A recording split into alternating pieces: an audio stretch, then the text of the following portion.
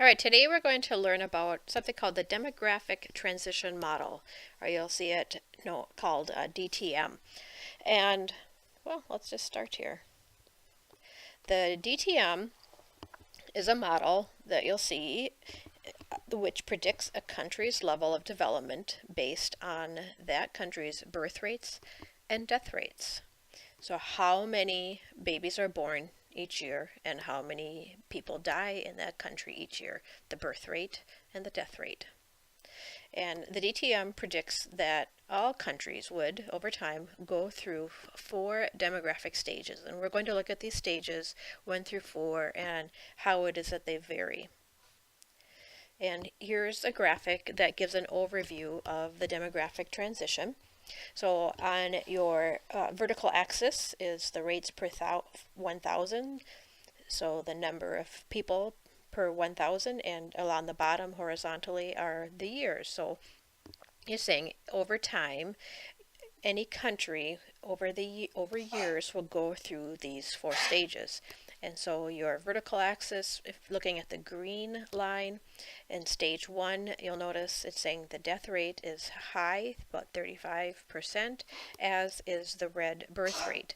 And then as it over time the country moves into stage 2, you'll notice the birth rate stays high, but the death rate is lowering.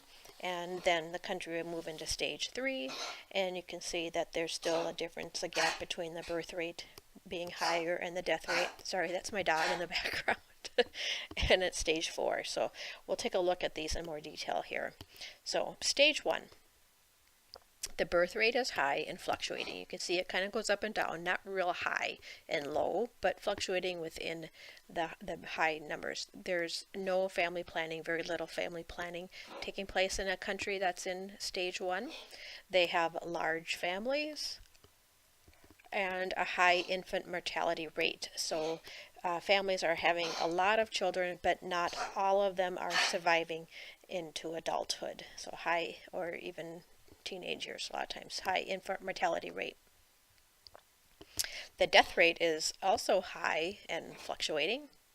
There is oftentimes little access to clean water, little access to health care. Disease and famine are very, very common. Famine being a lot of people are hungry. There's not enough food for everyone.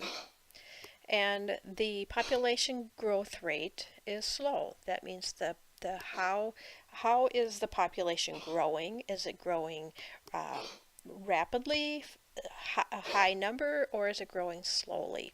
So the population is slowly increasing in phase 1 countries. They have the lowest level of development. And there are very few countries, there really aren't even any countries that are still at this stage. There may be some areas in the world, some tribes that you see in the Amazon that have very little modern conveniences and access there. And maybe a few areas in Africa as well. Kind of some tribes that are in that area, some regions where there's wars and so on that are going on. And an example is some areas of Somalia. Stage 2 is the birth rate is high. Again, there's little family planning, there's large families still, but the death rate is falling, as we saw in that overview graphic. They're starting to get some access to health care. There's improved sanitation, so there may be some indoor plumbing and so on, and improved technology means they have higher crop yields. So farming is better, so they have more access to food.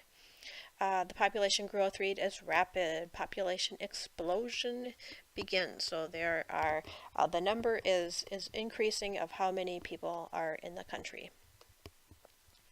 And again, they are more or less developed countries. And an example of that is in Bolivia. The third stage is the birth rate is falling rapidly because education is more abundant for the population, especially for women. And there's a lot more family planning as women are maybe making more decisions and having some income in the family, and families are becoming smaller. The death rate is continuing to decline. They have more access to health care, and it's more urbanized. And we'll be learning about urbanization in a future unit, but basically it's more people are moving to the city or living in the city. And the population growth rate is still high, but it begins to stabilize by the end of the third stage. And these are what you'll hear called a developing country. And an example of that is the country of Mexico. And the fourth stage is the birth rate is low. There's pretty much equality of men and women in education and in the workplace. There's widespread use of family planning. The family size is typically smaller. The death rate is still low. They have healthy lifestyles. People not only have access to health care, but they choose to live healthy lifestyles. And the most advanced medical care, and the population growth rate is low. These are what you'll hear called developed countries. And an example of a developed country is Australia. Now, you've learned previously about the population pyramid, so let's take a moment and connect the population pyramids that you've learned about to the DTM. So an example of a stage 1 country, the Congo area. Now notice the date of this. It's from 1990, so it's kind of old information, but it demonstrates how countries are their population pyramid looked when they were in stage 1. So I guess we'll look at it that way. So note the very high birth rate, all those children at the bottom, and very few are living into their senior years, so the death rate is very high. That is showing an example of what was a stage 1 area country. Stage 2, well, here we look a little more modern, Egypt in 2000. So more people are living longer, there's a lower death rate, and the population explosion began in 2000. Stage 3, looking at Brazil, the rapidly declining birth rate, population explosion continues, and here you see what a stage 3 population pyramid would look like. And the last one is looking at stage 4, Italy's. This is from 2010, very low birth rate, not many kids being born, very low death rate, so people are living longer, and a rapidly aging population, many senior citizens. Some demographers think there is a stage 5.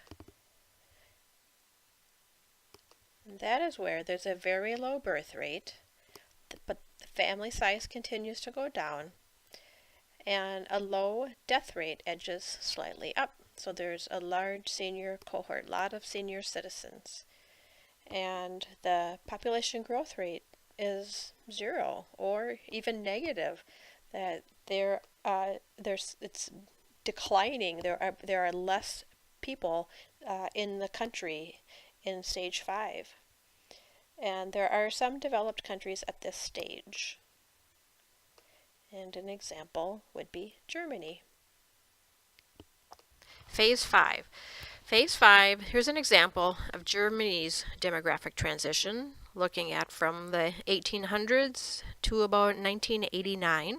And you can see in about the late 80s, their death rate was higher than their birth rate. So what that means is naturally more people were dying than were being born, so their population was slowly declining. And here's another example of a phase 5, Sweden's demographic transition here from the 1700s, and you can see how it's changed over time, where they were at stage 1, stage 2, stage 3, stage 4, and some would say now they're moving into stage 5. Oops, I didn't mean to do that. Sorry about that. And here's another example of a phase 5, Sweden's demographic transition here from the 1700s, and you can see how it's changed over time, where they were at stage 1, stage 2, stage 3, stage 4, and some would say now they're moving into stage 5. There we go. And their death rate also is higher than their birth rate. Hence, in the 90s, they were starting to see declining population. And that concludes our lesson today on the demographic transition model. Thanks.